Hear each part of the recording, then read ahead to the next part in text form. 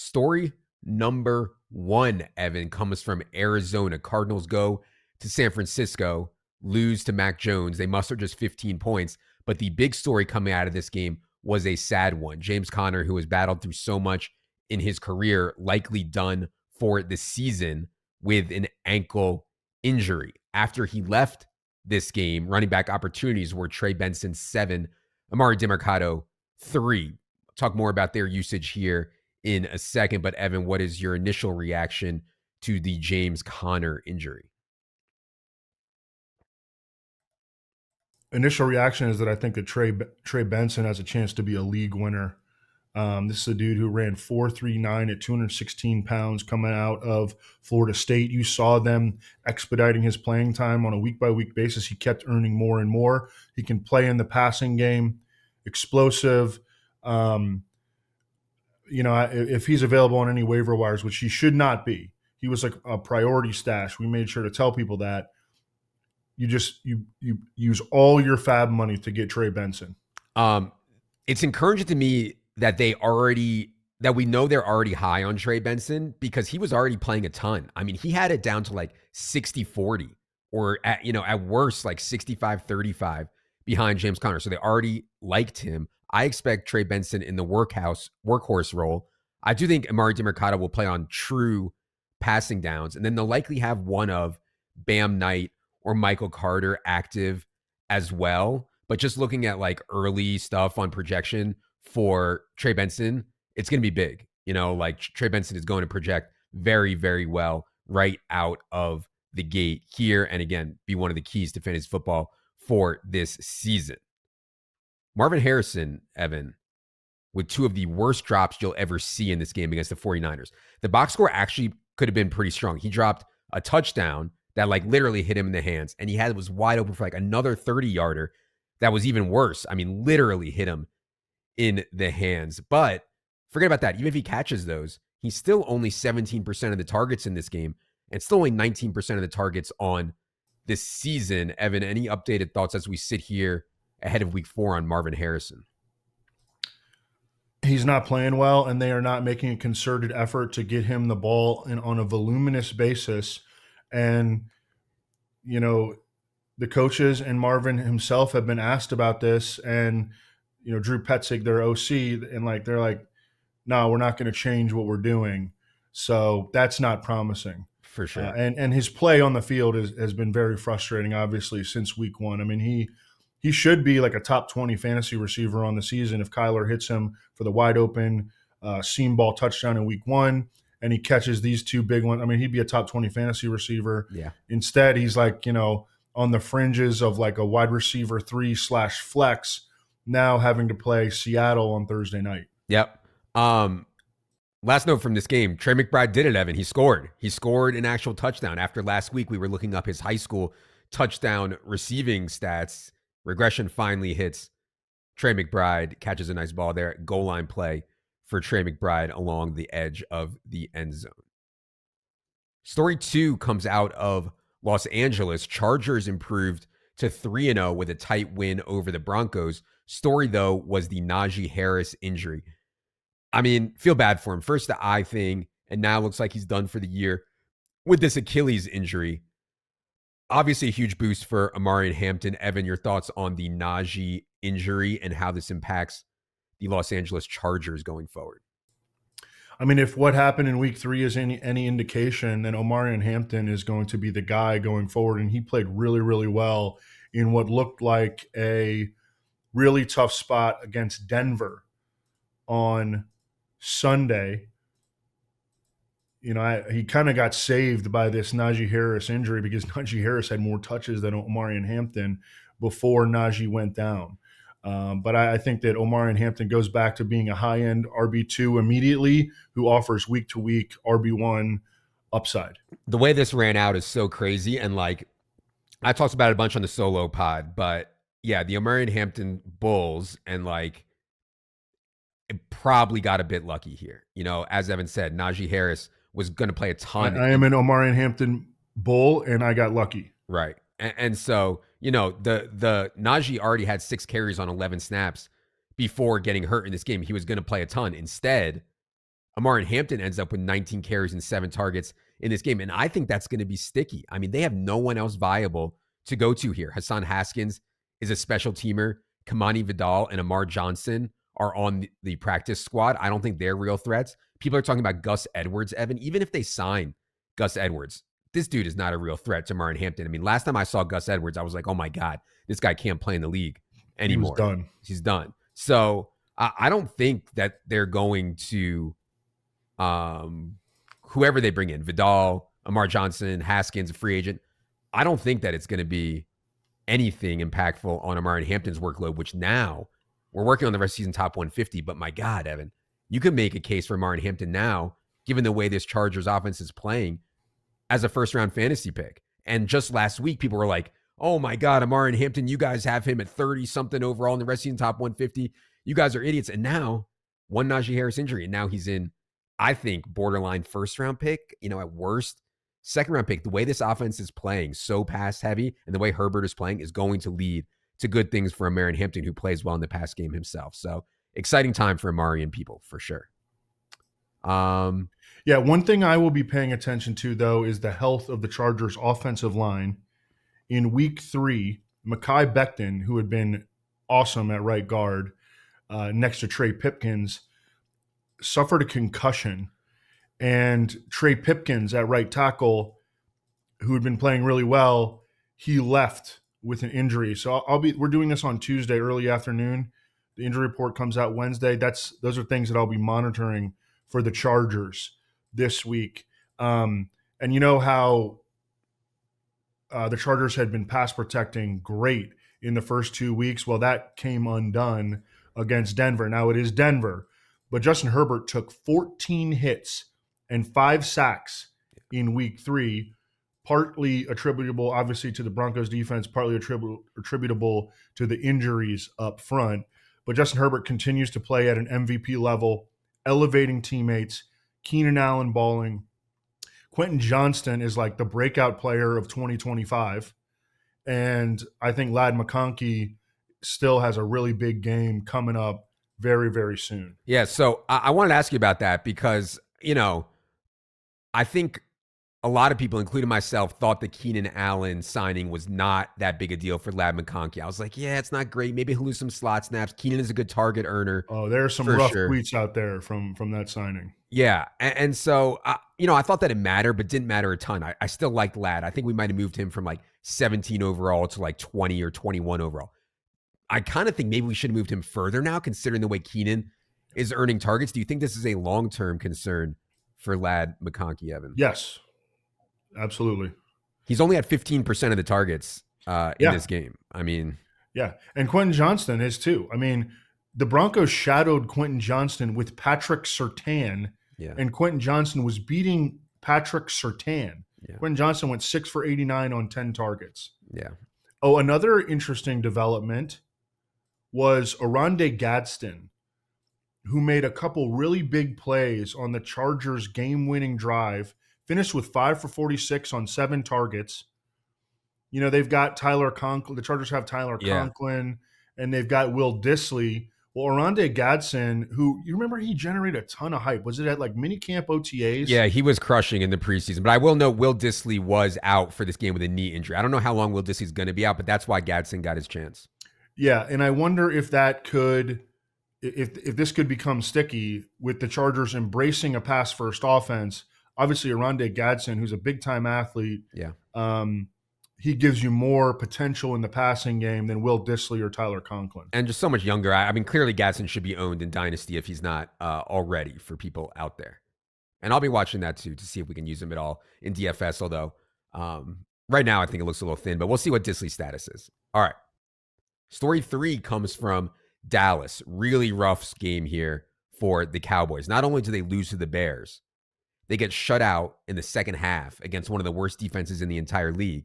And then they also lose CeeDee Lamb very early in the game to a high ankle sprain. Timeline on CeeDee looks like 3 to 4 weeks. So, man, I mean, you couldn't have drawn it up much worse for a week 3 than what the Dallas Cowboys had. Evan, what's your reaction to Cowboys stuff and CeeDee Lamb's injury? Yeah, I get the sense that there were a lot of really good fantasy lineups this week. that got zeros from CD Lamb. I had a team in the Millie Maker that cashed in the Millie Maker with a 0 from CD Lamb. And I also think that it really affected the Cowboys on the field because they just became a deflated team once they lost CD. And this sounds like a true – at first, it didn't. The reporters were making it sound like it wasn't a true high ankle sprain. Yeah. Now it sounds like a true high ankle sprain. 3 to 4 weeks. It's a huge blow to the explosiveness of the Cowboys offense. We need to discuss – like they're going to need to make some changes. Like they are really short on playmakers. I love Jake Ferguson. I love Jake Ferguson. He's the number 1 overall fantasy tight end in PPR right now. Yep. Okay, we love that, but he's not a playmaker. George Pickens can be a playmaker. He's also, they're going to have to come up with some playmakers. I think that they get Jaden Blue active on game days now. I think that Kevontae Turpin, who's one of the most explosive players in all of football, will see a vastly expanded role on offense. I mean, they're going to have to make some changes because they need playmakers, right? Or else they're going to devolve into one of the slowest offenses in the league. Yeah, it's not good. And so we got almost a full game here without CeeDee Lamb. And as Evan mentioned, Jake Ferguson was the biggest beneficiary, 14 targets for a 35% share. I was a little disappointed that when CeeDee went out, they weren't like, you know what? Let's just start featuring George Pickens, man. Let's just get him the ball every way possible. Now, George Pickens did get a one-handed touchdown in this game, but only a 22% target share for George Pickens in a game that CeeDee Lamb left after 7 snaps. That's a little bit concerning to me. The routes on 42 Dak dropbacks were Jalen Tolbert, all 42, George Pickens, 40, Kevontae Turpin, 33. And Evan mentioned Kevontae Turpin. That's the one that I wanted to highlight. All of Kevontae Turpin's, almost all of his routes were from the slot. He has been an absolute baller going back to the XFL days. He's undersized, but he's so fast. He's such an incredible kick and punt returner. So I think you're not allowed to say anything positive about return. Stand down, YouTube commenters, stand down. We don't want guys that are super explosive with the ball in our hands on our fantasy team. No, never. Kevontae Turpin's been doing this for a while, like I said, going back to XFL. So I think he's going to be the every down slot guy. Like when they go to 3 wide, I think it's going to be Turpin in there. I could see him making some noise for people in deeper leagues here. So I just want to put that on people's radar there. I think he's going to play a ton. I think he's got to play a ton. They do have a home game against the Packers next. Packers coming off of a loss here. They're going to be ready to play. No CeeDee Lamb. So, this is not the spot I really want to be messing around. Also, no center Cooper Beebe, who they lost last week. And now their first-round right guard, Tyler Booker, he suffered a high ankle sprain. Yep. I mean, the Packers defense is going to eat. Very difficult. But then after that, Cowboys get to play Jets, Panthers, and Commanders. So, we'll see on Packer stuff. Obviously, it's not great here for this week. And anybody who drafted CD, it's just sucks. Story 4 comes from Atlanta. I wanted to highlight this, Evan, not because there was any real news, but because the Falcons went to Carolina, one of the worst defenses in the NFL, and scored 0 points. 0. Now, Bijan Robinson was efficient, of course, 18 touches for 111 yards. But this Michael Penix start, I mean, he turns 36 attempts here against the Panthers into 172 yards, 0 touchdowns, and 2 interceptions. Michael Penix has now made 6 NFL starts. He's thrown just 4 touchdown passes. So scary stuff for Michael Penix outside of one huge game that went nuts last year. Evan, are you worried about Michael Penix? Any thoughts on what's going on with Falcons pass game right now? Yeah, I'm starting to get worried. I'm starting to get worried. Here are some stats from Joe Patrick, a Falcons beat writer. The Falcons have only had 1 pass attempt from under center this season. 93% pass rate out of shotgun formation. So whenever they're in the shotgun, they are throwing the ball. Whenever they are under center, they are running the ball. You don't think teams are going to pick up on that tendency? 4th lowest play action pass rate in the NFL. You know, when you're under center throwing all the time, there's almost no point in running play action. Play action works best from under center. They're not under center when they're throwing the ball. Yeah. And the lowest deep pass rate in the NFL, 4%. That's a really big problem for Michael Penix because that is the strength of Michael Penix. So people are already starting to call for the head of Zach Robinson, the Falcons offensive coordinator, who, I mean, I think all things considered, he actually did an all right job last year. he does have playmakers. I mean, Kyle Pitts looks better this year. Drake London, Darnell Mooney is back. Bijan Robinson, come on, get it together. This. It's very worrying. I mean, they just put up 0 points against the Panthers. They didn't get to the Panthers' 30-yard line for the entire game. I don't get it. And I do think there were some quotes about Mooney. I believe it was Zach Robinson who really called Darnell Mooney out in the media, saying, like, listen, Mooney didn't have his whole training camp. He's not where he needs to be right now. We need more from Mooney. That is their deep guy threat. I never considered Drake London a great deep threat anyways. And so I expected mostly, an ADOT of 8, 9, 10, 11 yards for Drake London, but getting there on a ton of volume. Mooney's the guy that needs to get deep for them, but I'm concerned too, man. I mean, they're throwing so short. They're so run-centric. It's like they're trying to hide Michael Penix, who has been somewhat inaccurate also. I also wonder if that Caleb McGarry injury that happened like in that weird time between the final preseason game and week 1, if that like shook them up or something, or they changed things because of that, because that was a devastating injury. Yep.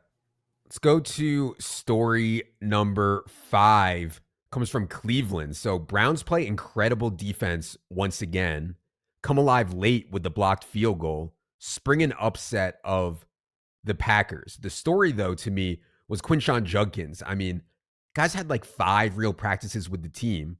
He plays 36 of 66 snaps here, 18 of 19 running back carries, plus 2 targets on 14 routes. This is a huge role for Quinshon Judkins, and disappointingly to me somewhat, who I have a decent amount of Dylan Sampson. Dylan Sampson's been relegated to nothing. 5 snaps in this game for Dylan Sampson, while Jerome Ford played 24. So, Evan, how are you thinking about Quinshon Judkins at this point rest of the season? It's kind of complicated because they are playing Ford still. They have Sampson, and we don't expect Joe Flacco to stick here all season. So what's your rest of season outlook on Judkins? Yeah, the fact of the matter is Quinshon Judkins looks awesome, while meanwhile his college teammate Travion Henderson does not. Yeah. But with Quinshon Judkins, I mean, he had another really good game against an elite Packers defensive front 7 without right tackle Jack Conklin.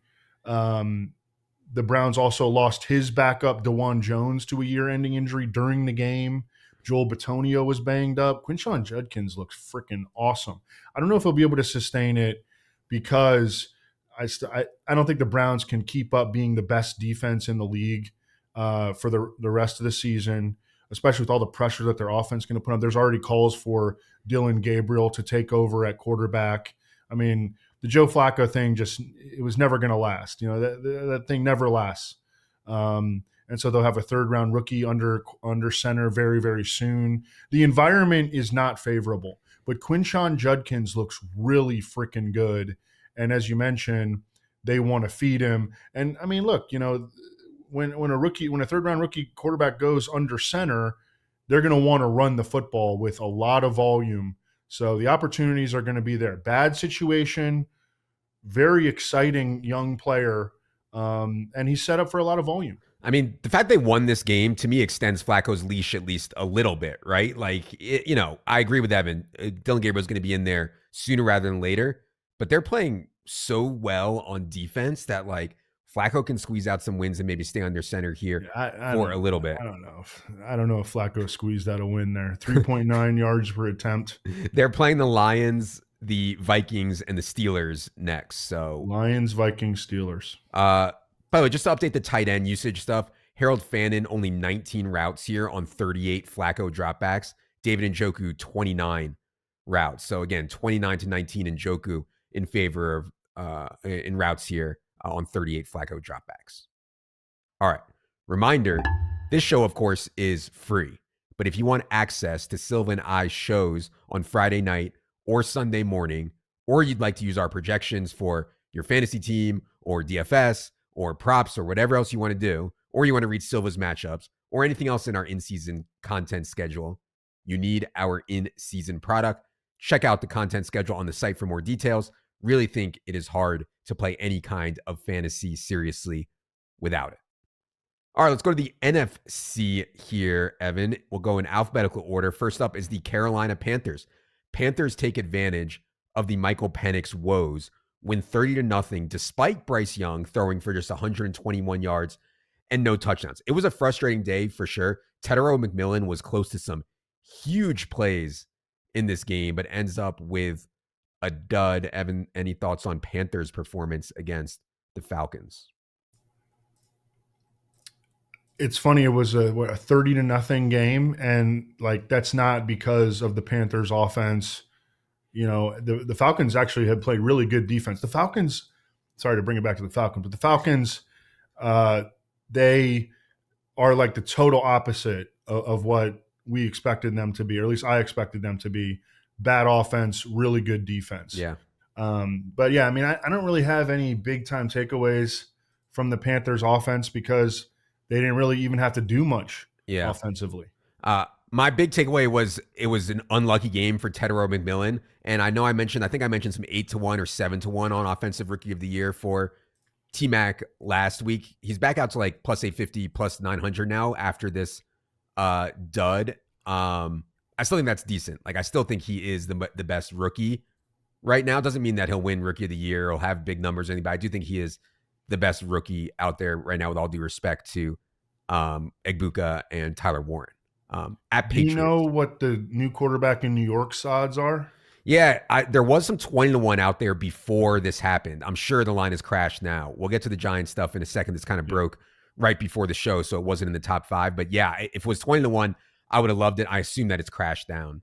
Couple of notes. Jatavian Sanders, legit high ankle sprain. That sucks because he was flashing again. And Jalen Coker will be eligible to come off of IR very soon. And there's a lot of opportunity for him. I know the offense is but Jalen Coker should be out there a lot opposite Ted McMillan. Yeah, I like Coker. Obviously, they don't want to play, or they shouldn't be one to play Leggett, and then this all the other guys they're running. I don't want to butcher anyone's name again, but yeah, it's ugly. Coker's gonna want to play a lot right away. Bears. So this is what Bears fans dreamed of when they go to bed at night, thinking about Ben Johnson and Caleb Williams. In this game against the Cowboys, everything was clicking. They hit a flea flicker to Luther Burden for a 65-yard touchdown. Caleb Williams with a nearly perfect passer rating, throws 4 touchdowns. They had Roma Dunze blowing by Trayvon Diggs for touchdowns. This is it. I mean, this is what these sports talk radio callers in Chicago have been dreaming about. What was your thoughts on Bears game against the Cowboys? Yeah, actually, the Wiener Circle, which is like a place that I don't know, they're holding some promo. If Caleb Williams ever throws 4 touchdowns in a game, the Wiener Circle is giving away free hot dogs about 2 miles away from where I live. Almost went, but I'm dedicated. I'm doing the show. Caleb Williams was perfectly protected in this game. The Cowboys might have the worst defense in the league. He was hit once and took 0 sacks on 28 dropbacks. I will say, though, that I think the most promising thing for Caleb Williams to have as a takeaway here is that he had played well on the opening scripts by Ben Johnson in the first 2 games and then sputtered as the game continued on. Mm-hmm. He kept playing well the entire game, which you should do against Dallas.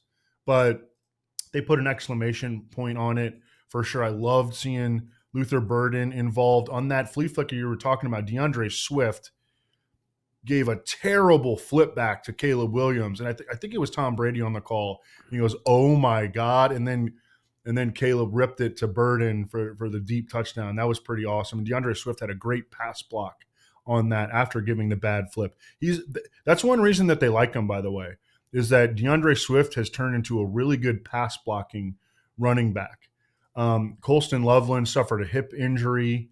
And I mean, I saw Leone in our private Slack talking about dropping him, which I think you kind of got to drop him at this point. But yeah, great performance by the offensive line, great performance by Caleb Williams. He's so talented. That has never been in doubt. And that really, really showed up in this game with protection.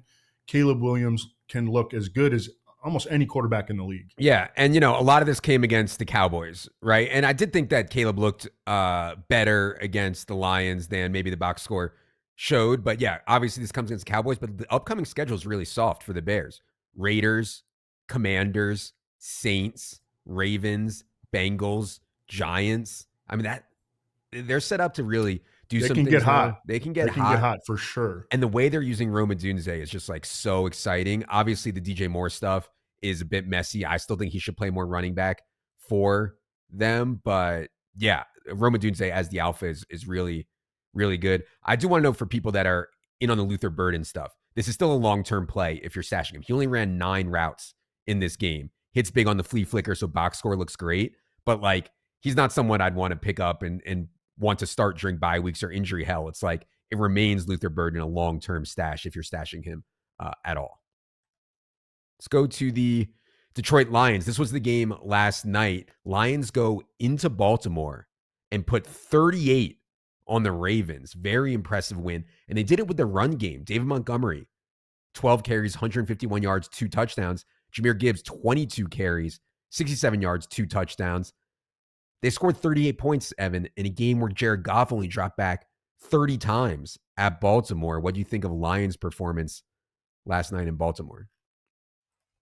Super, super promising. The Ravens defense has not been playing well this year, but to tear them up like the Lions did with extreme efficiency, and Jared Goff had a clean pocket, 0 sacks taken on 28 dropbacks. It really looked like to begin the game, I was like, oh man, is this the game where the tables turn in favor of Jahmyr Gibbs, because he played 14 of the Lions' first 18 snaps. But Dave Montgomery balled out on his opportunities. I mean, he had the 72-yard run. I mean, he's a good football player. He's obviously not going away. But Jahmyr Gibbs, he had a really nice game too. And, he's super involved in the passing game. Jamison Williams had 2 big catches early and then 0 for the rest of the game. Yeah. But he had some amazing run blocks. And I know YouTube commenters, we don't get points for run blocks. Okay, I get it. But it just goes to show, like, even after getting this $83 million extension, he's super bought in. And what do they say? What's their saying? It's like no block, no rock, or something like that. I mean, that's going to help Jamison Williams down the line, I believe. Yeah, I was going to ask you about Jamison Williams because I thought that they would force feed him the ball more here this season. They really have not. Yeah, he had that one huge game in week 2, but he still only has 12 targets through 3 games. Now, when you take some of your targets for 60-yard touchdowns, you can't keep racking up targets. So I get it on that front, but still, 12 targets through 3 games is a bit concerning for me on JMO. Sounds like you're not too worried though, Evan. I'm not too worried about him. I was expecting him to be pretty volatile, and he's been volatile. He had a slow week 1, a really big week 2, a slow week 3, but those run blocks, baby. Let's go to the Green Bay Packers. Really, really bad loss for the Packers in Cleveland. The ending was crazy, but they just couldn't move the ball. Now, maybe we should have expected that. This Browns defense, clearly one of the best in the NFL.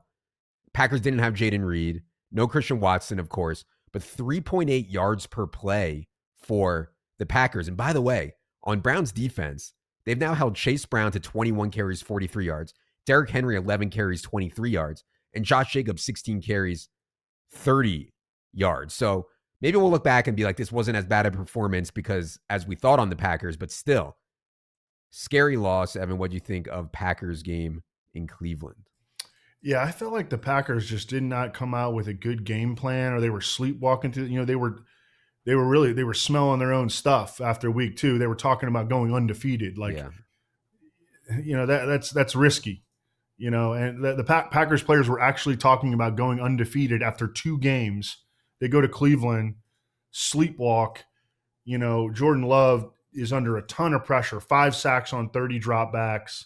When I'm taking 7 hits, they couldn't run the ball at all against, the best run defense in the league Cleveland has. I mean, Cleveland has Myles Garrett and Mason Graham up front, and they're getting a ton of contributions from dudes that are just kind of coming out of the woodwork up front. And at linebacker, Carson Schlesinger has been a hit so far. I think he was the first pick in the 2nd round. But yeah, I mean, Jordan Love, he had 48 air yards in this game, 48 air yards. They were trying to throw the ball short. And I mean, they did nothing offensively. This was the first game without Jaden Reed. So I was interested to see what would happen with the wide receiver rotation, which has been so heavy. They went to less of a rotation, but there were a lot of two tight end sets. So on 31 Jordan Love dropbacks, Romeo Dobbs, 29 routes, Matthew Golden, 26, Dontavian Wicks, 21, Malik Heath, 5, Savion Williams, 3. And so my point is that it's 3 guys here, Dobbs, Golden, and Wicks for the foreseeable future. But still, the number 3 guy, Wicks, only 21 out of 31 routes as they go to a lot of two tight ends. Speaking of tight ends, there was a lot of concern. I was concerned about Tucker Kraft's knee. We talked about it Sunday morning. He ended up running 23 out of 31 routes in this game, but did not do much. So, but at least he was out there and reasonably healthy was Tucker Kraft. Yeah, nobody did much. I mean, actually, the guy who did the most was Matthew Golden. He only went 4 for 52 on 4 targets. He's averaging 1.1 yards per route run so far through 3 games as a rookie. It's not helped by him having a 16-yard ADOT. Yeah. I mean, they're not doing they're not scheming to get the ball into Matthew Golden's hands. Yeah, no, he's going to hit for some big games soon. It's going to be hard to predict, but Matthew Golden's going to have some big games here at some point. Los Angeles Rams. So this was a divisional round rematch from last year's playoff snow game. Rams go to Philly here in week 3. And man, they played well for a huge part of this game. They were up 26-7 early in the third quarter in the link. I mean, that's impressive. One of the things about the Rams that I always note is that they're so predictable. Puka and Devontae Adams, again, combined for 23 out of the 33 targets. Kyren Williams, 23 more opportunities here, played well. And Blake Corum got 8. So it's just like really predictable when they play well, how it's going to look. Evan, what do you think of Rams' performance in Philly? Yeah, I'd largely agree with all that. I mean, we know what we're going to get week in and week out from the Rams. But yeah, I mean, the Eagles, you know, they started throwing the ball. I mean, we can talk about more when we get to the Eagles, but the Eagles started throwing the ball. You can have success throwing at the ball against the Rams when you can protect against their defensive line. It's easier said than done. But I mean, they have injuries in the secondary. I'm sorry to talk about the Rams defense. I don't really have any takeaways from the Rams offense because we kind of know what we're going to get every week, which is nice. Yeah. I'll say this. This is back-to-back weeks where Blake Corum got, you know, a decent amount of run. You know, still a lot of Kyren Williams work here, but they at least stayed true to their word where they said we want Blake Corum to get 20, 30% of the work. And at least they did that here. So that's just notable. The other thing that's notable to me is Puka Nacua, man, on pace to catch 164 passes. The NFL record is 149, set by Michael Thomas. I believe it was 2019, which, you know, 164 sounds insane, but Puka caught 105 as a rookie in 2023. He was on 122 catch pace in 2024. I don't think it's crazy to think that if Puka can stay healthy, he can threaten this Michael Thomas record of 149 catches. I mean, God, that's so many catches. Puka is like absolutely insanely good. And where and it's like he's like still getting better. Yeah. And then in week 4, the Colts, Puka Nacua is running 50% of his routes in the slot. Colts just lost their slot corner, Kenny Moore, to a multi-week calf injury. So another good matchup coming up for Puka. Let's go to the Minnesota Vikings.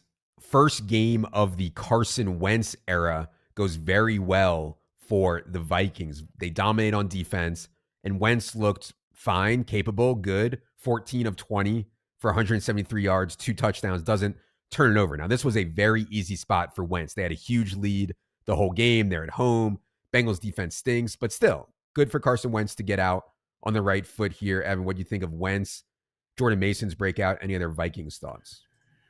Yeah, I mean, the Jordan Mason breakout was about as predictable as it gets. But it's also nice when the chalk hits because we believe in the best plays here. Yes. Carson Wentz, I mean, he came out on the opening drive, led a touchdown drive right away. So that was nice. The Vikings got back Christian Darrisaw, which is huge. They didn't have to play him that much because they won in such blowout fashion, 48-10. But Darrisaw getting out there, getting his feet wet, he's a difference maker.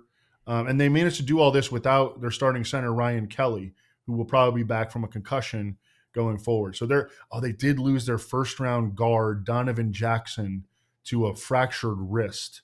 That sucks. His backup is Blake Brendel, though, and he's made a lot of starts in the NFL. But yeah, I mean, I feel solid about the Vikings at this stage. Yeah, it was good to see Jordan Mason. He didn't see a target in this game, but he did run 16 routes on 26 Wentz dropbacks. So, I don't think Mason's going to be a big part of the pass game, but he was at least out there running routes. This is the week 4 for the Vikings. They play the Steelers. I believe this game is in like Germany or something like that. So for anyone setting their alarm for Sunday morning, we do have a Europe game this week. Shout out TJ Hawkinson, former Mackey Award winner. Entering week 3, had gone 15 straight games without a touchdown. Boom. Gets in the end zone. And then also Jordan Addison is off suspension. I don't really know what to expect. I don't really have high expectations. He's a really good player. Yeah. But the way that this offense is sort of designed now, I don't have huge expectations. I'm sure he'll mix in some good games, but it's going to be tough to know when those are coming. Yeah, I'm lower on Addison than I was during draft season when I thought he was awesome, just because of the way the Vikings have played, which has been more run-centric and not being able to drag along J.J. McCarthy for the ride with the KOC scheme and all that. So I still like Addison a lot, but not as high as I was on him preseason as he comes back from suspension here. Let's go to the Saints. Saints go to Seattle and, just get lit up right out of the gate. They are down 21-0 in the first quarter of this game. Saints are down 38-6 at halftime. So they got blown out, but this is the way it goes, man. They get blown out. Chris Olave runs 42 more routes. Shaheed runs 39. Juwan runs 33. These guys are getting so many routes and targets because they're getting crushed every game and they're playing so fast. Their defense giving up big plays, allowing them to get the ball back. So Chris Olave has, I believe, the 3rd most expected fantasy points of any wide receiver in the entire NFL this season. He's underperformed that opportunity, but that's what happens when Spencer Rattler is your quarterback. Evan, any thoughts on Saints game up in Seattle? I got a text from Underhill this morning. He goes, "This guy sucks. This guy sucks. This guy's hurt. This guy isn't good enough. This guy isn't worth re-signing. This guy's a wide receiver 3. This guy doesn't fit. This guy's never going to make it. This guy's a goober. The coach is 2 kids in a trench coat. It's so F tier." It's not F. They're doing what does he expect? They're doing a rebuild. This is what they're supposed to be doing. It's not F. He knows. He's just venting. 2 kids in a trench coat got me, though. Kellen Moore. Oh, God. Well, maybe we'll get the Kamara trade and inject some excitement. Kendra Miller. But I do think the Saints are doing the right thing. Like, I do think they no team in the league needed a rebuild and a reset on their cap more than the New Orleans Saints did. Like, trading for stuff like Devon Vele is just stupid and stuff like that. But, generally speaking, I think they're on the right track in terms of going for a rebuild. Kendra had 9 touches in this game. If they can get rid of Kamara, Kendra is going to get a lot of work. They play at the Bills this week here, Evan, and I just want to check the line on this game. I can't fathom what the line. Oh my God! I want to guess what it is. All right, go ahead and guess. I do know that because I saw someone talking about that the Bills team total is like 32. Yeah, this game is in Buffalo, so. Oh my God! 19.5. 16.5 is the line, and 47.5 is the total here. So 16.5 spread for an NFL game is obviously quite large, but Saints go to Buffalo in week 4. Let's go to the New York Giants. So apologize, this wasn't in the top 5. Happened very close to showtime here, so we weren't able to get it in there. But obviously, this is one of the biggest stories of the week. Russell Wilson, who threw for 450 yards in week 2 against the Cowboys, played an actual NFL defense in week 3 and just went back to his brutal self. He was awful. 2 interceptions, took 2 sacks, throwing the ball at the back of the end zone. And then on Tuesday, Giants make the move. They announce Jackson Dart, first-round rookie, will be their starter for the week 4 home game against the Chargers. Evan, what are your thoughts on the decision to go to Dart, and what is your outlook for Dart starting here in week 4 against the Chargers? Yeah, I mean, I thought that Jackson Dart was going to go in at halftime of week 1. So I've been waiting for this. I'm excited about it. You know, Jackson Dart, for anybody that wasn't paying attention to the preseason, he crushed it in the preseason. I think he was PFF's number 2 overall graded passer in the preseason. Very athletic. The scouting report on him is that he doesn't have that strong of an arm. And I'll tell you what, in the preseason, I did not think that there was any problems with the strength of his arm. And from what I saw of him in college, I watched a decent amount of him, he did not seem to have major arm strength limitations. And he was very aggressive at Ole Miss. He led the nation in yards per pass attempt in his final season there. And he had the highest ADOT, average depth of target, of any quarterback in this draft. And that's good news for Malik Neighbors. Maybe he can sort of get Darius Slayton going, maybe a little bit. But I'm excited to see how this goes. Their schedule is freaking brutal. Yeah. The Giants' schedule is brutal. There's nothing that they can do about that. It's time to let the kid play. I think that they could maybe try to trade Russell Wilson. They should try to trade Russell Wilson. Oh, yeah. I doubt anybody even wants him at this point. I mean, he was run out of town here in Denver. They thought he couldn't play. Now the Giants think he can't play. I mean, I think a borderline over. Russ can be a fine backup if he's willing to do that, I think. But I think his days of being Could he be an upgrade on Jake Browning in Cincinnati? Yeah, probably. That's not a bad idea. But yeah, back to Dart. So I'm super excited about this, man.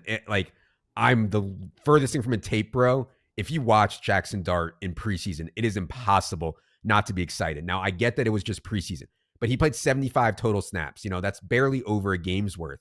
He went 32 of 47, 372 yards, 3 touchdowns, no interceptions. And most importantly, for us at least, if you're thinking about streaming him in DFS or Superflex or whatever, 6 carries for 52 yards and a touchdown. He can run also here. I'm excited about what he can do for this team. Evan mentioned the schedule, home against the Chargers, and then at Saints. Obviously, those are reasonable spots. But then after that, Eagles, Broncos, Eagles, next 3 games. So it's going to be really tough. People were DMing me about, hey, should I pick up Jackson Dart and drop guys like Fields or Dak Prescott? I don't think I'd do that. Mainly, or at least because coming up, the schedule is so brutal. Like, I don't want to start Jackson Dart against the Eagles and the Broncos, personally. That's really unlikely. But streaming him against the Saints or even maybe the Chargers, like, I don't think it's the end of the world. The other big story here, Evan. Yeah, look at you burying the lead. I mean, we got a real story here on our hands. Big story was the Tyrone Tracy injury. Tyrone Tracy dislocated his right shoulder in this game in week 3, expected to miss multiple games. Tracy was actually playing well ahead of Scattaboo. Sorry, Evan, it's Scattaboo, not Bo. People are very upset that we said Scattaboo, not Boo. Scattaboo was actually playing well behind Tyrone Tracy to start this game. But after Tyrone Tracy went down, Scattaboo goes off for 10 carries, 60 yards, and a touchdown, plus caught 6 balls for 61 yards. So showing the versatility there. Evan, thought reaction to Tyrone Tracy's dislocated shoulder. Yeah, he was a top 5. Cam Scattaboo was a top 5 fantasy running back on the week. Mm-hmm. Remember when we were talking on, was it Friday? And we were like, oh, man, this is the best running back slate of all time. And a lot of those dudes failed. And that allowed Cam Scattaboo to come and be a difference maker in fantasy. Not that anyone was starting him, but people will be starting him going forward. Yeah. Our Giants fan contingent want us to call Cam Scattaboo Marshall Chalk going forward. I don't think that that's going to stick, but he does remind me a lot of John Riggins, number 44, wears the same number, excels in all areas of the game. Really, really excited about Cam Scattaboo. Yeah, and I mean, without Tracy out there, you get a lot of this pass game stuff where, Tracy was a college receiver who I thought was really good in the pass game. We'll see how much Dart checks down. Russell Wilson checked down at a really high rate to running back. We'll see if that's sticky to Dart or not. But yeah, clearly exciting times for Cam Scattaboo. We'll talk about him more on the rest of the season Top 150 show. Eagles. This is what happens. I mean, we talked about it last week. We spent a lot of time on the Eagles last week. When they get behind, it's going to look really good for Hurts and the receivers. It's not that Jalen Hurts can't do it. In fact, he can undoubtedly support 2+ pass catchers. The issue is simply that Jalen Hurts has not been asked to for much of the last 2 seasons. They're playing for tush push. They're playing mistake-free football over aggression. But in this game, against a very good opponent, they get down 26-7. And shockingly, Hurts is good as a thrower. 226 pass yards, 3 pass touchdowns. A.J. Brown, Devonta Smith, both with big games. Dallas Goedert gets a 33-yard touchdown as well. And my hope, Evan, is that this wakes the Eagles up and be like, hey, we have to play games to win more than not to lose. Otherwise, we're going to end up getting upset by some of these teams that we think that we're better than. So, Evan, do you think this matters at all for Eagles' philosophy going forward? And what do you think of their game against the Rams? It should matter. It definitely should matter. They're also starting to incur a bunch of injuries on the offensive line. You know, Landon Dickerson has definitely been playing at less than 100%. And their right tackle, Lane Johnson, longtime difference maker, actual on and off stats guy, NFL wowie guy, Lane Johnson, left with a neck injury. In goes Matt Pryor. He stinks. They bench him. They put in Fred Johnson. So they were down to their third string right tackle in this game. But yeah, you're right. I mean, Jalen Hurts, so the Rams had a big lead. Jalen Hurts takes over in the second half. In the final 2 quarters, Jalen Hurts, 17 of 24 for 209 yards and 3 touchdowns. Yeah. It's not that he can't throw. It's that the way that they play offense isn't conducive to Jalen Hurts throwing the football. Yeah. So they have to be pushed. In this game that they were pushed, Jalen Hurts answered the bell and then some. Also, Jordan Davis on this kick block at the end, that dude is a physical freak. Contract year for him. He shows up in shape. You know, he ran in the 4.7s at 341 pounds coming out of college. He is a new man this year, and he's going to be a beast in the best shape of his life. I have no idea if this is true, but somebody was telling me that he was 360 pounds and he lost 30 to get down to 330. Imagine, like, he's like, man, I cut a bunch of weight. I lost 30 pounds. Oh, that's great. I'm still 330 pounds. It's so, it's so wild. Saquon Barkley's longest run this season is 16 yards. Last season, he had 17 runs of 20+ yards in 16 games. Now, Saquon has had a couple of tough matchups. Rams rush defense, I think, is very good. Chiefs rush defense, I think, is very good. But, like, Saquon's going to need these long runs. I think it's going to happen. I think people just need to be patient with it. These long runs are somewhat fluky / variant / it's really hard to predict them, but they can come in clusters. And I'm not really worried about the Saquon stuff at all right now. Yeah. By the way, Will Shipley should be back some point soon. They did not put him on IR when he broke his rib. And it sounded like it was only one broken rib. So if he got dropped, he's a guy who is worth stashing going forward. Let's go to the San Francisco 49. Oh, I guess I should follow up on that, Evan. Who would you rather stash, Tank Bigsby or Will Shipley? They're both obviously on the Eagles now. Oh, Will Shipley for sure. Okay. Yeah, I tend to agree just because he wins a little bit better in the pass game. If Barkley were to go down, though, he's way better in the passing game. Right. Way better. If Barkley went down, though, it's not as clean as it used to be for Will Shipley. And so we have the one injury away rankings on the site. Will Shipley has gotten dinged there because obviously it's not as clean if Barkley goes down. Let's go to San Francisco 49ers. 49ers moved to 3-0. They beat the Cardinals despite no Brock Purdy, no George Kittle, no Jawan Jennings in this game. They held Arizona to 4.1 yards per play and just relentlessly rode Christian McCaffrey and Ricky Pearsall. Christian McCaffrey, 17 carries and 15 targets, plus Ricky Pearsall, 11 targets, and played a really, really good game. Did your boy, Evan, Ricky Pearsall. What do you think of 49ers win over the Cardinals? Yeah, Pearsall's balling. By the way, I get comments every once in a while that, like, I'm not listening to you when you are like introing a team, Mm-hmm. And it's not that I'm not listening to Adam. It's that I'm pulling up my notes. I'm pulling up the box score. I'm pulling up the depth chart. I'm pulling up, DraftKings Sportsbook in case I got to, make a quick bet. But it's not that I'm not listening to Adam. I may miss one or two things that he says because I'm doing all these things, but he starts off, I'm pulling up all my notes. That's why sometimes I might miss a sentence or two that he says. Sorry to the people.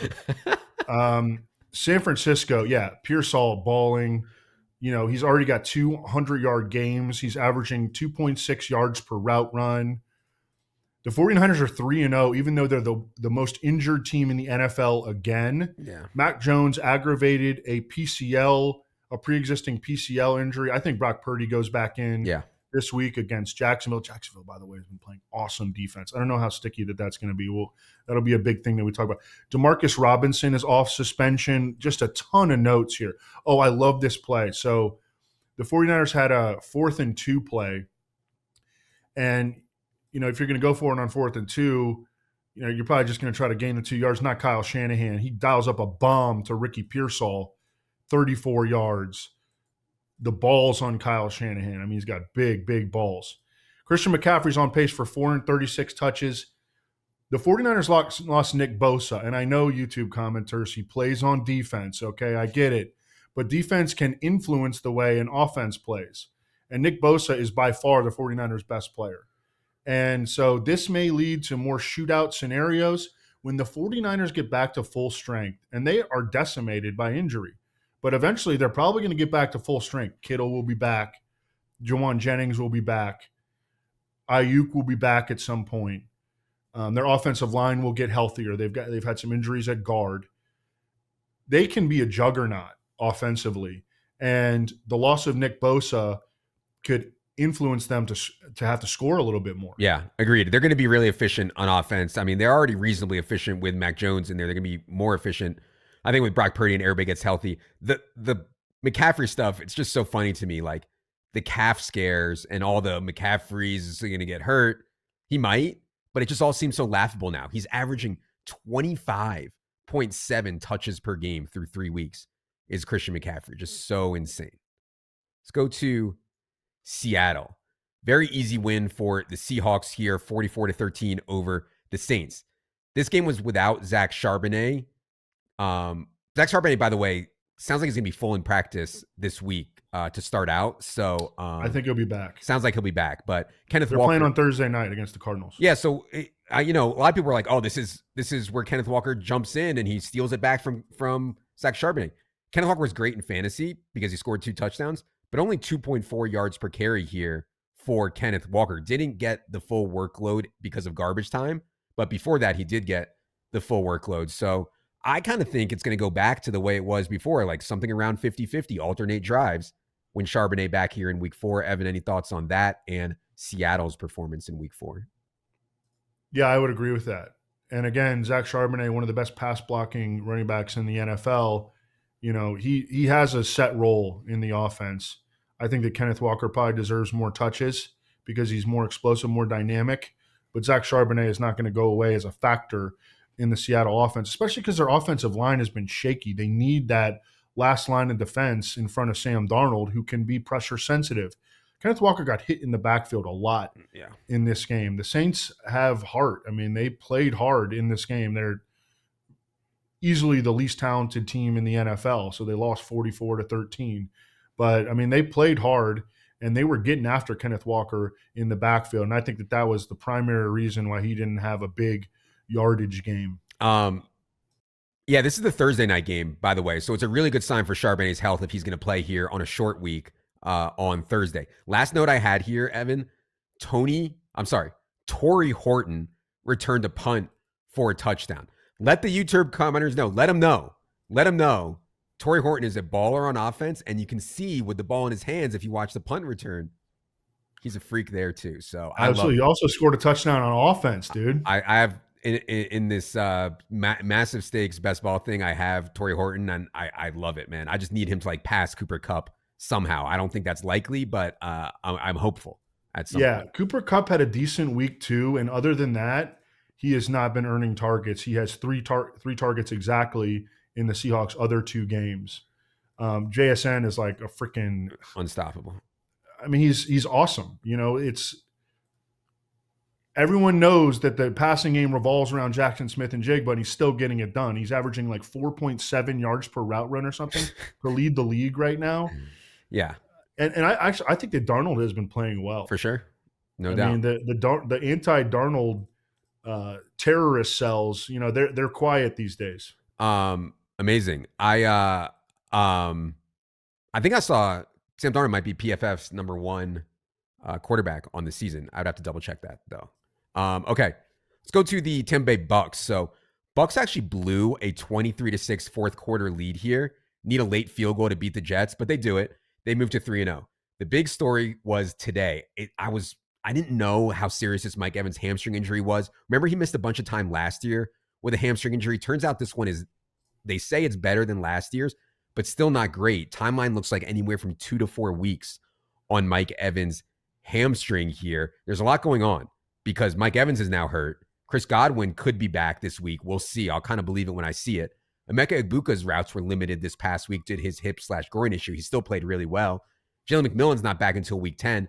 Cade Otton is not getting any targets, presumably because the offensive line is so banged up, and he's staying in to block more. So it is messy right now for Tampa's wideout core. Evan, what do you think of their win over the Jets and the fallout from the Mike Evans hamstring injury? It's messy on the offensive line too. The Bucks are missing Cody Mock and Luke Godeke. They're starting right guard and their right tackle, and both those guys are going to be out several more games because they were placed on IR. It does sound like they could get back Tristan Wirfs this week, but they are playing Philadelphia. It's going to be a tough spot to navigate, I think, in the matchups column and doing projections and all that. I mean, the Bucks just a lot of moving parts. I will be hesitant to have a full projection on Chris Godwin if he plays in this game. It has been a very long time since we've even seen him practice or play in a game. The injury was so severe and unique with multiple surgeries. I kind of just want to see it on Chris Godwin first. And I'm also watching the practice reports on Emeka Egbuka, see if he can get in a full practice here this week. He had a sick one-handed catch. He did not look like he was hurt at all, but they did limit his routes in that game. Yeah, they're going to need to lean on him heavily against Philadelphia.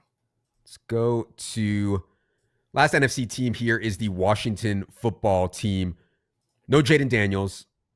No Austin Eckler. No problem. Marcus Mariota slides right in, throws for 207 yards and a touchdown, runs for 40 yards and another touchdown. They roll the Raiders 41-24. Clearly, like a lot of stuff we talked about on Friday and Sunday with Mariota as like a really safe option at 4K on DraftKings was like came to fruition because you can drop him right into what Jaden Daniels does, and he just does it as a worse version of it. But he can certainly run the offense the way they wanted it to be run. Evan, what do you think of Commanders' win over the Raiders? Yeah, so I will be interested to see if they give Marcus Mariota another game to let Jaden Daniels rest up that knee more. They go to Atlanta this week, and it looks like they're not going to have Terry McLaurin, who's dealing with a quad injury. Do you think that Luke McCaffrey would be the guy to step in for Terry McLaurin? I actually haven't looked at that spot yet, so I don't want to say, but I do need to look at it because I thought the McLaurin thing was no big deal. And then they said he needs additional opinions. And I was like, additional opinions? When someone goes to get additional opinions, it usually means they didn't like the first opinion. You wouldn't go get additional opinions if the first guy was like, oh, you're fine. You can play on Sunday. So it's a little bit scary to me on McLaurin right now. We're recording this Tuesday, 3 p.m. Eastern. Scary on McLaurin right now, for sure. Yeah, and the Ja'Cory Krosky-Merritt situation just he hasn't busted out of it. I mean, it's a three-man backfield, period. Jeremy McNichols plays the least, or at least in terms of touches, but he did have a monster 60-yard touchdown run in this game. He's a really good athlete. I remember him coming out of, I think, Boise State, and he was like a spark guy. And that's why he's hung around for as long as he has on a bunch of different teams. And then Chris Rodriguez out-touched Ja'Cory Krosky-Merritt. Yeah, and not only that, I was surprised they started Chris Rodriguez. So, I know starting doesn't really matter, but it was at least notable to me. Eckler goes out. Rodriguez is the one that starts the game and gets the first 5 carries. All first 5 carries of this game went to Chris Rodriguez, not Ja'Cory Krosky-Merritt. Krosky-Merritt ended up leading in snaps with 23, C-Rod 22, McNichols 15. But I'd also note that Debo got 3 carries, Mariota ran it 6 times, and none of these running backs, not even McNichols, none of them ran more than 7 routes in this game. So again, I know we've talked about it all year. It's just not a great fantasy setup right now, at least, for any of the Commanders. Yeah, Right. and Ja'Cory Krosky-Merritt has no more than one catch in any of the games Yeah. so far. So, I mean, he does not have a passing game role, and it's just guys become extremely touchdown reliant when they don't play in the passing game. He did score a touchdown in this game, but he still only had like 9 touches? Yeah. Yeah, 9 He's a touches. timeshare back without a receiving role, and it's really hard to win like that in fantasy. But he needs to go out and do it with talent and like prove that he should be getting all the carries, not Chris Rodriguez, and that's how it pays off. I don't see that happening anytime soon, though. Let's move over to the AFC now. Start with the Baltimore Ravens. Ravens fall to 1-2. They just couldn't stop the run game of the Lions last night. End up giving up 38 points at home. Offensively, story of the night to me was Mark Andrews coming alive. He was really quiet the first 2 weeks of the season. The routes weren't even exceptional, even with Isaiah Likely out. And here, he turned 6 targets into 6 catches, 91 yards, and 2 touchdowns. Strikes me as a bit of a sell high with Isaiah Likely coming back soon and Zay Flowers likely to be more involved in most games going forward. But yeah, Evan, any thoughts on the Ravens last night and how would you handle Mark Andrews right now? They very, very clearly made it a point to get Mark Andrews re-involved. I believe he had the first reception of the game. It was a big reception too. But they clearly did that, and so that was good. I bet people had him on their bench though. Yeah, I mean, this Ravens defense has become really problematic. I didn't foresee that happening, that the Ravens would have a legit bad defense, but they've been bad so far. They lost. His name used to be Justin Madubuike, but now he's Nnamdi Madubuike to a neck injury before this game. And if they're giving up points, like that kind of changes the tenor of a lot of what we should expect from the passing game. I know that Zay Flowers was a little bit muted in this game because of the emphasis on getting the ball to Mark Andrews and to Rashad Bateman. But that would be good news for Zay Flowers if the Ravens are more of a shootout team this year. Yeah, it was a crazy showdown slate. By the way, shout out to Mark who went with the Mark Andrews flag plant there, and I got a bunch of DMs from people who had big showdown nights through Mark Andrews, who was just simming out of control. But anyways, I mean, Lamar Jackson completing 72% of his passes through 3 games with 9 passing touchdowns and 0 interceptions. I mean, this guy's going for MVP again. I thought, he won it 2 years ago. He probably should have won it last year. And this year, he's probably been the best quarterback in the league. This year again. I would say this year it's Lamar, Josh Allen, and Justin Herbert up at the top. Yeah. I saw someone suggest Baker Mayfield, and I was like, you're out of your mind. But the Bucs have won their 3 games by like a total of like 6 points, by the way. Yeah. But they've been I think it's hurt. Lamar, Josh Allen, and Justin Herbert right now. Yeah, Baker's best case is just they've had so many injuries, and Baker has still continued to play at a high level. But yeah, I don't think he's on the same tier as those other guys. Speaking of Josh Allen, let's go to the Buffalo Bills. This was a much closer game on Thursday night than I think anyone expected. This game against the Dolphins was actually tied deep in the fourth quarter. Dolphins were about to get the ball back with a chance to go take the lead in the fourth quarter, and then they get a roughing the kicker penalty, and that was it, just night. But the James Cook stuff, Evan, was continues to be the big fantasy note. Sometimes players are so talented and team situation is so strong that usage isn't important. James Cook has played just 58% of the snaps this season and is fantasy's number 1 running back. So, sometimes usage isn't everything. And I'm actually happy that this flowed through to our ranking, because I was queasy about where we had James Cook in the rankings. Leone was queasy about where we had James Cook in the rankings, but the math was so clear. This guy needs to be ranked in the high 30s. And so I'm glad about it. I didn't want to click him, but I ended up clicking him a bunch. And sometimes the math wins out, Evan. But yeah, any thoughts on the Bills game on Thursday night and this James Cook season that's happening? Yeah, same here. I got a lot of James Cook based on where I had him in the rankings. I think I had him like 29 or 31 or something like that. So feel really good about that. The Bills running game, they have the best running game in the NFL. They have an elite offensive line. There's some crazy stat that they've missed one guy has missed a start in their past 160 starts or something like that. They are super healthy and awesome. And they've started to incorporate this dude named Jackson Hawes into their offense. He's a blocking tight end, and he's a guy who can actually block defensive ends one-on-one, and that's really, really hard to find a tight end that can do that in the entirety of the NFL. But that's what Jackson Hawes does. And I mean, he's not. I think he got a touchdown actually. He did, yes. Yeah, he did. He's not going to be a big factor in the receiving game or anything like that. But that does give them another dimension to their running game. They are just they can impose their will via the running game. Little bit of worry for Josh Palmer here. Josh Palmer only ran 15 routes on 32 Josh Allen dropbacks. So what Evan's talking about with this second tight end, the blocking tight end being in there, is more 2 wide receiver sets for the Bills. And the 2 wide receiver set for them is very clearly Keon Coleman and Khalil Shakir. So Coleman ran 27 routes, Shakir 26. As I said, Palmer 15, Elijah Moore 9, Shavers 5. So yeah, not great right now for Josh Palmer, is my point. The big surprise that I had was that Ty Johnson played clearly ahead of Ray Davis in this game. I don't know why that was. This was a Thursday nighter, so it was a short week. Sometimes weird things can happen on a short week, but Ty Johnson was the number 2 and Ray Davis was the number 3, and it had been reversed going into that. Yeah, I mean, my thought was always Ty Johnson is the pass down back, Right. 2-minute back, 4-minute back, and the direct backup to James Cook is Ray Davis. So, we'll see how it plays out if James Cook ever gets hurt. But for now, Dalton Kincaid has had 2 good games, by the way. Yeah. How do you feel about him? I don't think that it's going to be like sticky where he's going to be featured in any way whatsoever. Like we saw Keon Coleman was the guy in week 1, and now he's done nothing 2 straight weeks.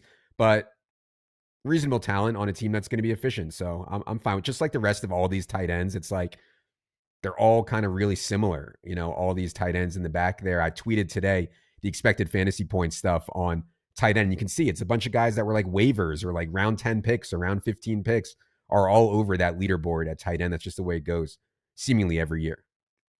All right. Let's go to the Bengals, Evan. And this was the first game since the Joe Burrow injury, and it went as bad as possible. I was just wrong. I thought that Jake Browning would play better. I thought Jake Browning would play reasonable. I thought he'd keep T and Jamar Chase afloat, and he just didn't. I mean, the first half drives for this Jake Browning offense went 3 and out, interception, punt, field goal, fumble that got returned for a touchdown, fumble. Those were their first half drives. I mean, this looked like a JV team against a varsity team. That is very, very scary. Again, I thought Jake Browning would play better. I'm still optimistic he can play better going forward, but this was really scary, Evan. How worried are you now about this Bengals offense without Joe Burrow? Yeah, that was scary, and they have they have a bunch of bad matchups coming up. Like they go to Denver next. God. So this is just it's really bad. I mean, it's really, really bad. Chase Brown has his rushing expected is like he's actually he has started off combined minus 54 rushing yards. There is an incredible amount of backfield penetration in Cincinnati. Samaje Perine got hurt in this game. I think he broke his thumb, maybe. Yep. Yeah, that's going to be a problem for a guy whose entire game is built around pass blocking, and you're not blocking anybody with a broken thumb, I don't think. I mean, I guess you could put a club on it, but I mean, then you're useless. So I don't know, I think he'll be out for a while. Taj Brooks is next on the depth chart. The excitement that we had for this offense entering the season has almost completely evaporated. Yeah. People want my Chase Brown take. People keep tweeting me, how dead is Chase Brown? All this. We gave the Chase Brown take last week. I'll just expand on it here. The run game is so dead. As Evan said, negative 54 yards. That is yards before he's touched. Negative 54 for Chase Brown. Now, Chase Brown did catch 4 balls here, which is notable with Samaje Perine getting banged up. But yeah, as I said last week, the biggest part of the Chase Brown thesis was that the offense would be among the league leaders in yards, points, and touchdowns. And the other part of the thesis was this team loves Chase Brown. He's going to get 80% of that work on one of the best offenses in the league, which he is. He's getting 80% plus of the work. His usage has been incredible. And then the thought was, yeah, he'd just get dragged along for the ride. The problem now, as we hit on last week, is this offense is going to be bottom third in the league instead of maybe top three. And Chase Brown is not the kind of back that makes things happen on his own.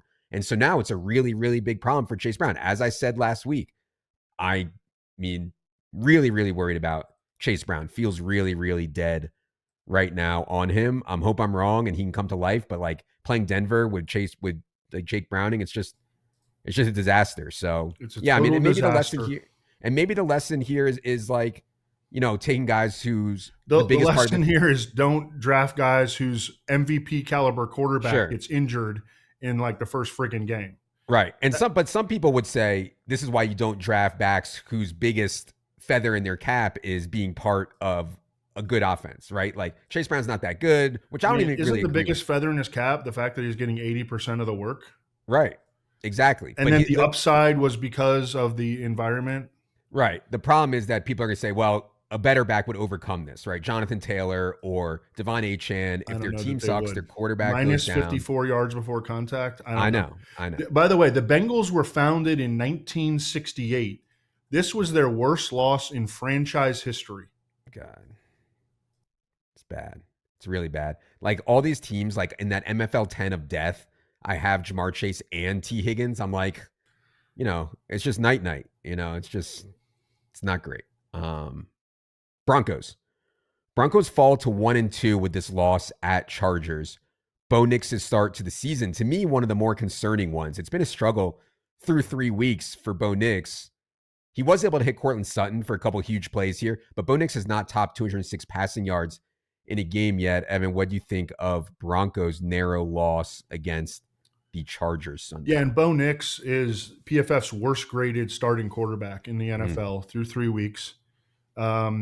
You just kind of wonder, because he does have limitations, are they bumping their head up against the ceiling like this is as good as it gets with Bo Nix?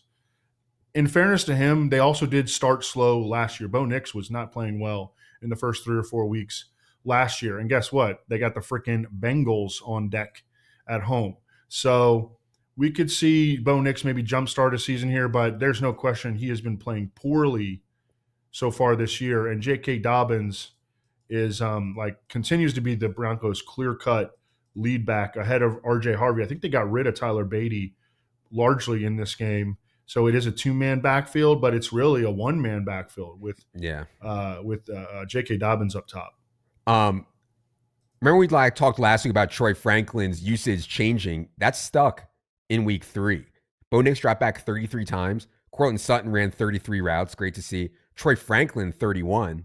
Marvin Mims, 20. Trent Sherfield, 9. Pat Bryant, 2. And so, yeah, Troy Franklin didn't put in the box score here, but he is running as an almost every route player for the last 2 weeks is Troy Franklin. Let's go to the Houston Texans. They fall to 0-3. They muster just 10 points at Jacksonville. Texans have scored 3 touchdowns all season. They haven't topped 20 points in a game yet this season. And honestly, their only touchdown in this game came on a broken play. It was like a 50-yard touchdown to Nico Collins, who had like no one around him whatsoever. So I'm starting to get pretty worried about this Texans offense. Evan, how worried are you, and what do you think of their game at Jacksonville? Yeah, I've been worried. I mean, the offensive line is terrible.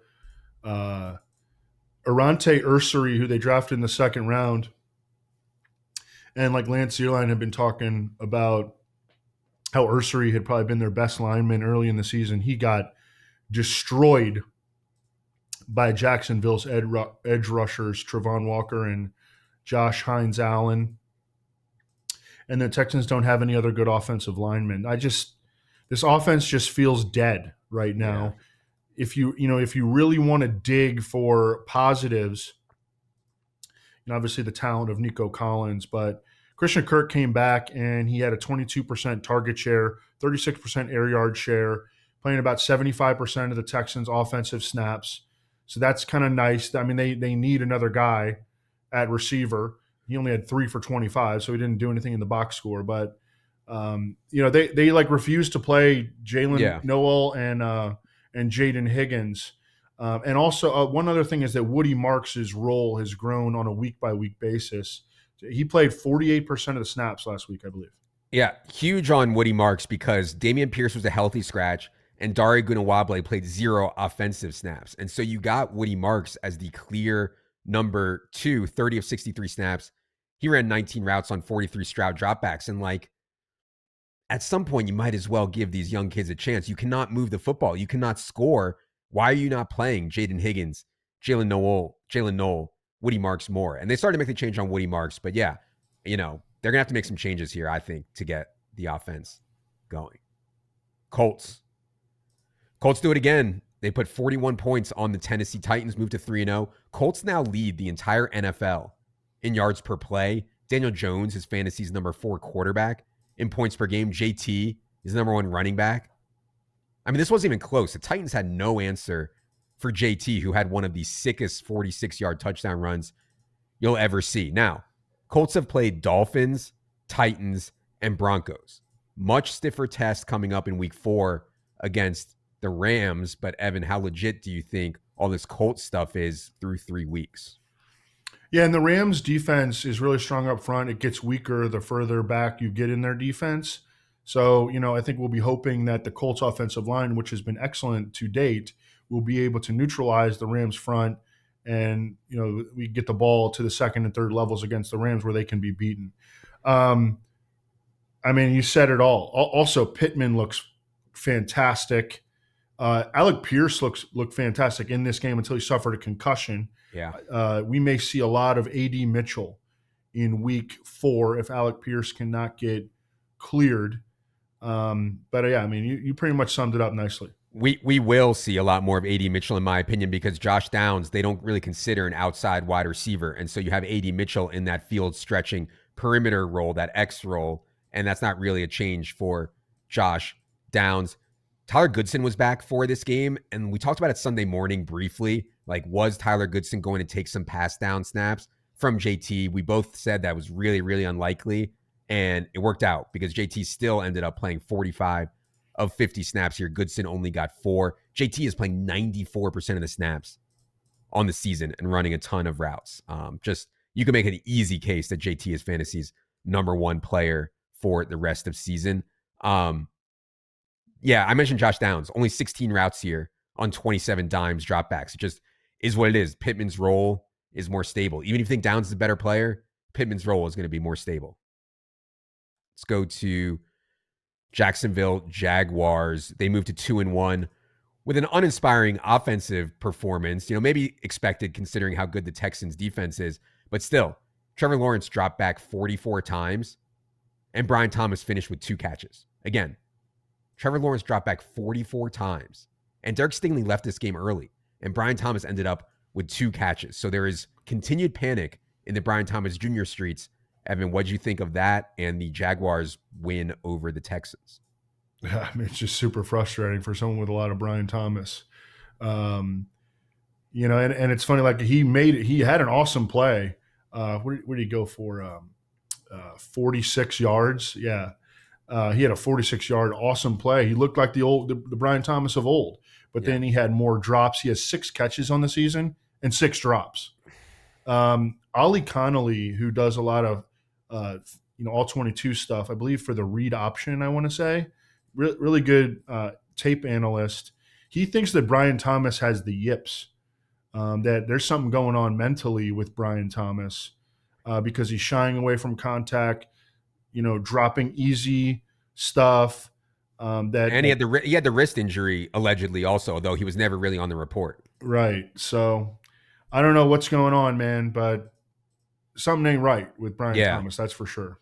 I'll say this: a sneaky injury in this game. De'Ami Brown left early, and I have a ton of De'Ami Brown, especially from when Travis Hunter was going like the 30s and the 40s. I was taking a ton of De'Ami Brown in like the 200s, but he leaves early, and that's going to shake things up for them. They got Parker Washington in here for this game. I don't know how serious this De'Ami Brown injury is, but I think Parker Washington's going to get an every down role. Travis Hunter sticks in the slot, only playing in 3 wide receiver sets, and maybe I'm not, am I worried about Brian Thomas Jr.?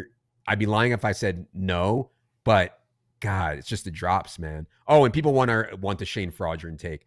People are convinced, Evan, that because Fraudulent is employed by the Jaguars as their passing game coordinator, even though Liam Cohen is calling the plays, that this is all Shane Waldron's fault. Listen, I'm down for blaming Shane Waldron for everything on earth. My dog dies, whatever. I'm down for blaming this guy for everything. I don't know that we can definitely do it here, though. What do you respond to the people who say we should have known BTJ was going to suck this year? Shane Waldron is the passing game coordinator.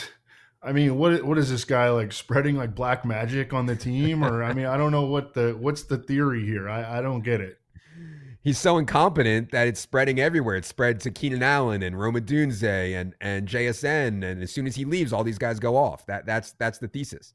And so if they fire him, BTJ will start going off. If you're listening to this, Jaguars, that's the thesis. I didn't want to give back to reality. Okay, I wanted to give Brenton Strange a shout out because he led the team in receiving this week. He's a guy that I've kind of like, I know you like him because he went to Penn State. Yeah. But he's a guy that I've kind of struggled with at times. I don't know if he's good.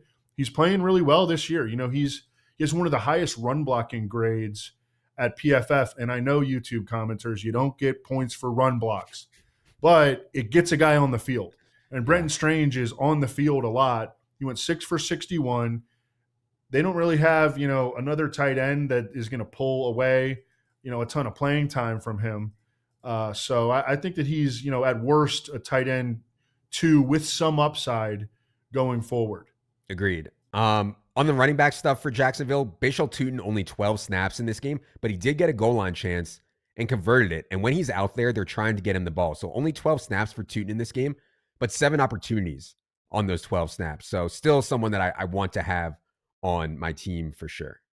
Chiefs went to the Meadowlands, played the Giants on Sunday Night Football, get their first win of the year. Not exactly an inspiring performance, though. I mean, Chiefs were only up 9-6 at the half on a few Butker field goals. Evan, continues to be pretty frustrating to watch the Chiefs play offense. What do you think of their game on Sunday night against the Giants? Yeah, it seems like they just don't execute the offense, and everything has to kind of come off script. Their running game has not been a consistent. They use Pacheco and Kareem Hunt like basically evenly, and it has not been a sustaining running game. They've got all these injuries and suspensions at pass catcher. Travis Kelce, going back to last season, including the playoffs, has 4 catches or fewer in 5 straight games. There's not a lot of firepower. There's not a sustaining element to the offense. And hopefully when Rashee Rice comes back and they trade for Alvin Kamara, the Chiefs can, offer us a little bit more excitement. But we're back to square one where we kind of been for the last 2 years, really. I mean, Patrick Mahomes has not been a good fantasy quarterback, in years. It's just hard, man. And I actually thought Tyquan Thornton played a really good game, and he looks like he can be a piece for them. Do you think Tyquan Thornton can still have a role? Xavier Worthy's probably going to be back this week. Right. Do you think Thornton can still have a role once Worthy's back and Rashee Rice is off suspension in week 7? It's a good question. Because, Juju is definitely the slot guy. And, he hasn't, been terrible or anything like that. He caught all of his 4 targets in this game for 55 yards. Would they bench Hollywood Brown to keep Tyquan Thornton in there? I don't know. My guess would be they just use a big rotation, and it's that hurts us in fantasy. They are playing Baltimore, who's giving up a ton of points this week. There's also the threat of a Tyreek trade here at some point. I guess my point is I don't want to be too hard on the Chiefs because they are literally playing with no playmakers at all. Travis Kelce is not a playmaker. Pacheco and Hunt are not playmakers. The receivers outside of Tyquan Thornton, who looks like he can make some plays, nobody else scares me whatsoever. It's just really hard to play offense that way. So I'll be excited to see what they do when they have Worthy back. And I agree with Evan. When Rashee Rice gets back in week 7, he is going to absolutely turbo smash. Absolutely. Raiders. So that we acknowledged on Sunday or Friday show or whatever it was, this was a very tough spot for the Raiders. Short week, going across the country for a 1 p.m. Eastern start against the Commanders team that was on a long week. They lose 41-24 to the Mariota-led Commanders. I was encouraged that Geno Smith looked really sharp here after he played so poorly in week 2. In week 3, Geno was very sharp. 19 of 29, 289, 3 touchdowns, no interceptions. Crazy thing is it wasn't Jacoby. It wasn't Brock Bowers. He did it to your boy, Evan. And if anybody was watching Sunday morning, Evan said something on the Sunday morning show, like, what do you think? He asked me, what do you think about Trey Tucker as part of Geno doubles in DFS? And I said, it's interesting on a different slate where we needed to save money more. I would probably maybe consider it. On this slate, there's no way I'm playing Trey Tucker. Trey Tucker had like 40 something DraftKings points at less than 1% owned. So I hope somebody out there played it. I did not. Evan, what do you think of Raiders and this Trey Tucker breakout? I mean, Trey Tucker, this is what we know about him, okay? He can run like the wind, and he plays 92% of the Raiders' offensive snaps, and Geno Smith will throw the ball down the field. That's kind of like enough to make him worthy of fantasy consideration in good matchups. He's got another good matchup coming up against the Bears this week in a game that I think might end up with the highest total on the slate. So, he's always been kind of a gadget guy, but this Raiders coaching staff doesn't view him that way. And I mean, he's going to get opportunities to make plays down the football field. Dante Thornton has, he was the guy who generated all the camp hype. He's been a low volume sort of sacrificial X to this point, whereas they're trying to get the ball to Trey Tucker and obviously Jacoby Myers. Ashton Genty, have you seen this thing about Pete Carroll's son? No. So Pete Carroll's son is the Raiders offensive line coach. Okay. And the Raiders fans are pissed because he benched Jackson Powers Johnson and is playing Alex Kappa, who is awful. And the people are really mad, and they're like, why do we have to have Pete Carroll's son as our offensive line coach? The Raiders are 30th in yards per carry, and they've allowed the second most sacks in the NFL. Geno Smith is on pace to take 68 sacks. God. And in week 3, Ashton Genty was hit at or behind the line of scrimmage on almost 60% of his carries. This is the worst offensive line in the league, maybe? Right there with the Texans. There's no doubt. But to me, this is why you don't take a running back at 6 overall. They cannot succeed when you have holes all over your roster. And if you just the offensive line sucks, you can't get what's not blocked. If I wanted to get someone who just gets what's blocked, hell, I could take that. I could take Quinshon Judkins in round 2 or Bashal Tootin in round 4 or whatever. I don't need to spend the 6th overall pick to be like, well, the next few years our team sucks and the offensive line sucks, so Genty's going to suck. On top of that, Genty still is not getting the pure pass down work. So offensive line play is certainly brutal on Genty, and he's not getting the pass work, which is obviously a huge, huge problem for him. I need to apologize and capitulate and bend the knee because I did I did an investigation into how to pronounce Dylan Laub's name. And I saw a video of Dylan Laube actually himself pronouncing his name, and it is Laube. You were right, and I was wrong, and I want to apologize. It's amazing because I had no idea how to say his name, and I just went with my gut. And for it to be right is like a 1 in a million shot. But there you go. All right. We should mention Brock Bowers here. Brock Bowers has not topped 38 yards in either of his last 2 games. People are blaming this knee issue. He was not on the injury report. And by the way, Michael Mayer left this game early with a concussion, which allowed Brock Bowers to run 31 routes on 34 Geno dropbacks. Still did not top 38 yards. I'm not worried about Brock Bowers or anything. He gets the Bears at home this week, another week removed from the knee injury. I'm actually excited. I haven't, started looking to slate that closely yet, but my first instinct was I was excited to play Brock Bowers here against the Bears. But yeah, Evan, any thoughts on what's going on with Bowers right now? I think that you summed it up perfectly. And I don't know whether Michael Mayer is going to play this week, and that can absolutely affect Brock Bowers' opportunities. I think that he'll probably go off against the Bears. Let's go to the Miami Dolphins. They are now 0-3, but they played a good game in Buffalo, man. Maybe not Tua. Tua, I didn't think played a great game, but the team legit played well enough to beat the Bills in Buffalo. That late Tua pick, the roughing the kicker penalty were the daggers, but at 0-3, it's scary. And I'll say this about Tua.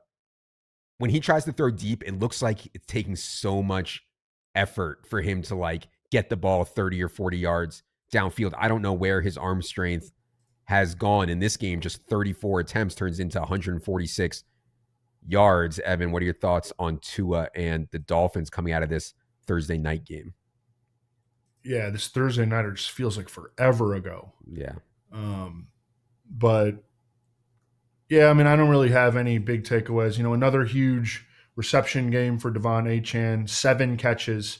I mean, he's going to catch. He's on pace for like 105 or something like that. We saw Ollie Gordon for the first time get like significant action. He scored a touchdown and finished with 9 carries for 38 yards. He had really not been involved in the first 2 games, but this was a short week. That might have explained why. The Dolphins are still missing their starting right tackle, Austin Jackson, and their starting right guard. They're both on IR, so they're going to miss multiple more games. Who do they got coming up? Yeah, so Jets. Jets and Panthers next 2 games, obviously 2 very winnable games for the Dolphins. I do not want my brother, Mike McDaniel, to get fired, but if they lose to the Jets and the Panthers these next 2 games, adios. It's going to be, I mean, how could you not, right? And so also after this game, there was a ton of speculation because all the national reporters were there for this game. There was a ton of Tyreek trade speculation coming out of this game. We'll see if that's just people talking, but I still think that remains very much on the table. Evan mentioned the Ollie Gordon stuff. That was my big note. Ollie Gordon, 6'2", 225, came in for the short yardage touchdown from 2 yards out. That sucks for Achane, but Achane is so good in the passing game that even if Ollie Gordon sticks in the goal line role, Achane's still an incredibly valuable fantasy asset as long as he's getting schemed all these short area catches. And so that's why I really want Mike McDaniel to stay here. Let's go to New England Patriots. Brutal home loss for the Patriots. I mean, they turned it over 5 times. 5. And I thought the Patriots would win the game like somewhat easily. They turned over 5 times and still almost won the game. The most notable turnovers were 2 really weak fumbles from Ramondre Stevenson. One of them, he gets the ball kind of slapped out as he's going into the end zone. It's a bad fumble. I mean, just a standard punch out.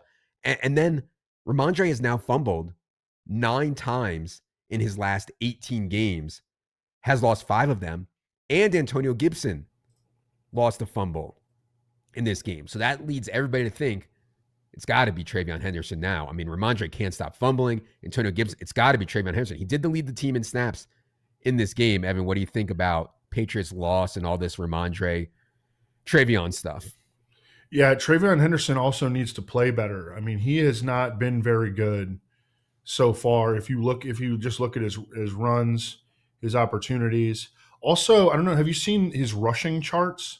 All to the left, right? Yeah. What the heck is going on with that? Like every single carry he gets is going to the left. I don't know. I was hoping that the Patriots offense would be in a better place by now. This was a very disappointing performance. 5 turnovers, as you mentioned, against a bad Steelers defense. Yeah. Well, disappointing. They don't threaten anyone deep, right? Like Diggs and Pop Douglas. Everything is just like so close to the line of scrimmage. It's hard to have explosive plays. But if they don't turn the ball over 5 times in this game, they probably score 30 points, and we won't be sitting here talking about this. So I don't want to panic on it. But yeah, it just sucks, especially for people who had Ramondre, who looked like he was going to be a really good value. Like he has to be punished, I would think. Has to be punished. And Diggs and Pop Douglas are sharing number 3 receiver duties. Yeah. Hunter Henry has had 2 monster games and 1 game where he had 1 catch for 9 yards. He's tough to pin down. Yeah, there's no role change for Hunter Henry in these games. He's decent to good player who can pop up for these big games, and they're struggling. I mean, they're struggling to get weapons out there for sure. Let's go to the New York Jets. No Justin Fields in this game for the Jets. They go to Tampa and lose what looked like it was just a yawner and then turned into a wild one late. I'm not sure on Justin Fields' status for week 4 yet, but Tyrod Taylor did his thing. I mean, passing efficiency wasn't great, but he ran for 48 yards, threw 2 touchdowns. Garrett Wilson got 36% of the targets again. Just a standard Jets day. Evan, any thoughts on their game down in Tampa? Yeah, I was excited about Tanner Engstrand coming out of week 1, and that excitement is gone at this point because the Jets could do nothing against the Buccaneers blitz in this game. The Buccaneers remember they had lost their 2024 sack leader Kalijah Cansey, stud defensive tackle, before this game, and the Jets could just not even function offensively because they could do nothing against the blitz. Yeah. And that just kind of torpedoed their offense. It was just they wound up scoring a defensive touchdown. Yeah. One note that I had was they were trailing big for pretty much this whole game. In those spots, I expected to be more Breece Hall, but Breece Hall only played 38 snaps. Braylon Allen, 28. Isaiah Davis, 9. So even in a game where they were behind, Breece wasn't that far ahead of Braylon, at least in terms of snaps. There were a lot of post-week 1 victory laps on Breece Hall, and weeks 2 and 3 have been rough. I mean, and I just I don't feel good about this offense at all anymore. I mean, like at all. They do play the Dolphins this week, and so if you get Fields back here, hey, I could see them performing you can well. work with that. The Dolphins have been awful on defense. I wonder if Justin Fields will be back this week. He got ruled out very early in the week last week. That's never a good sign. They ruled him out on Wednesday. Yeah. I hope he's all right, and I do hope he gets back this week, not just for my bags, but for him as well. Steelers, just mentioned how they went to New England and got forced 5 turnovers, get a 21-14 win. The offense didn't perform well, though. Aaron Rodgers just 139 pass yards. The run game averaged 2.5 yards per carry. So offense does not deserve much, if any, credit here. Evan, what do you think of Steelers' win in New England? No, and at PFF, Aaron Rodgers has the second worst passing grade now, ahead of only Bo Nix. So no MVP this year for Aaron Rodgers, I'm thinking. Jalen Warren has taken complete control of this backfield. They had 4 running backs active here. They had Caleb Johnson active, but he played 0 snaps. Trey Sermon only played special teams, 0 snaps. It was Jalen Warren 43, Kenny Gainwell just 14. And, over the last 2 weeks, Jalen Warren is averaging 16 carries and 4.5 targets per game. I mean, this workload for Jalen Warren, it can get rubbed at any time. This is Arthur Smith. They have other backs. But for now, this Jalen Warren workload is strong, man, like real strong. Last team today is the Tennessee Titans, fall to 0-3. I mean, they've just been in brutal spots, man. They've had a really brutal matchup. They played the Broncos, the Rams, and then the Colts. They haven't had J.C. Latham. They didn't have Kevin Zeitler.